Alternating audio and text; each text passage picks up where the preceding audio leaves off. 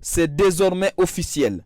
La Guinée va affronter le Brésil en match amical lors de la journée FIFA du mois de juin. Annoncé à répétition dans les médias, cette information a été officialisée ce week-end par la Fédération guinéenne de football, où la Guinée est invitée par le Brésil à disputer une rencontre qui restera dans les annales. Brésil-Guinée, une rencontre historique puisque ces deux nations n'ont jamais disputé un match en compétition officielle. Prévu pour le 17 juin prochain dans la ville de Barcelone, précisément au stade Cornelia El Prat à 19h GMT, cette rencontre pourra permettre au Sili national de s'offrir une victoire de prestige face à l'une des meilleures équipes du monde, avec le plus de trophées au mondial, après l'exploit du Maroc qui avait battu la Seleção au mois d'avril. Si la liste de Kaba Diawara est attendue dans un bref jour, Ramon Menezes a déjà convoqué 23 joueurs qui doivent prendre part à cette journée FIFA, dont les stars du Real Madrid. Et cette rencontre pourrait se jouer sous le signe de l'antiracisme pour dire non au racisme en milieu sportif en général. Le dernier cas était contre Vinicius Junior qui a été victime de cris de singe dans le stade de Valence.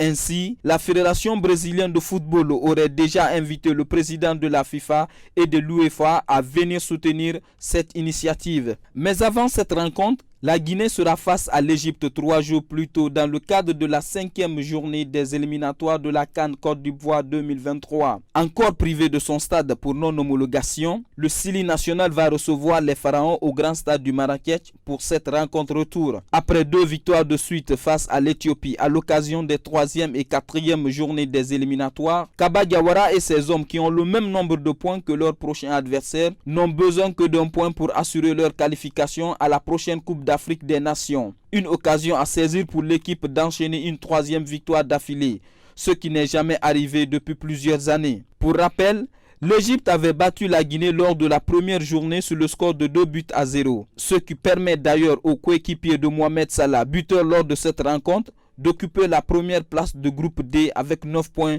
juste devant la Guinée avec le même nombre de points.